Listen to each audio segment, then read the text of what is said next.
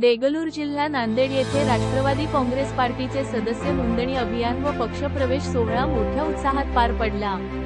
यावेळी मा. प्रतापराव पाटील चिखलीकर यांच्या प्रमुख उपस्थित भव्य असा कार्यक्रम पार पडला। यावेळी शिक्षण महर्षी श्री गोजेगावकर साहेब यांनी सुंदर असे आयोजन केले होते। यावेळी मी राष्ट्रवादी पक्षाचे गाव तिथं शाखा, घर तिथं राष्ट्रवादी संघटन बद्दल विस्तृत मार्गदर्शन केले। यावेळी अनेक कार्यकर्त्यांनी राष्ट्रवादी काँग्रेस पार्टीमध्ये पक्षप्रवेश केला। सर्वांचे आभार मानत पुढील वाटचालीस शुभेच्छा दिल्या।